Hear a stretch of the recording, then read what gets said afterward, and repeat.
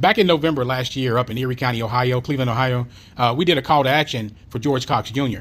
And from there, it just kind of went quiet. For those that are not familiar with this story, back on November the 8th last year, George Cox Jr. was reported missing by his family members because they last communicated with him October the 19th. The police went over to his apartment, did a wellness check. That's where he shared an apartment with his girlfriend. Her name is Diamond Vaden. And when the officers got there, they noticed that the apartment was vacant. It had little to no furniture in that apartment. It's like they just up and left. And they also found what appeared to be red body fluid on the floor. Now, they tested that red body fluid, and they confirmed that it was George Cox Jr.'s red body fluid.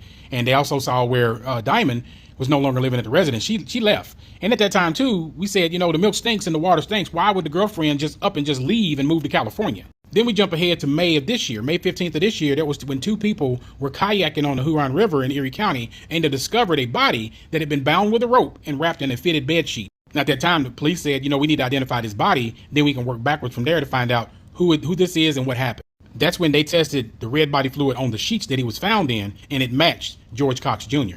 And they also found evidence on his phone, and it linked to the crime with Diamond. And that right there is when the hunt was on. July the 21st is when Diamond was arrested at her new residence that she shared with another guy named Emmanuel McQueen Jr.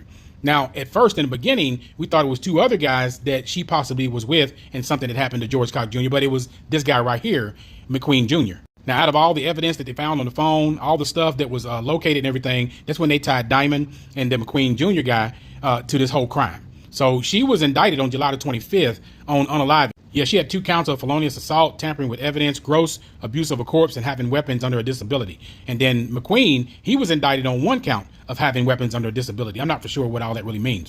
But I see it like this. She wanted what George Cox Jr. had, but she didn't want him. She got what she wanted, then all of a sudden she wanted to get rid of him. And why couldn't you just leave? Why steal something that doesn't belong to you? His life.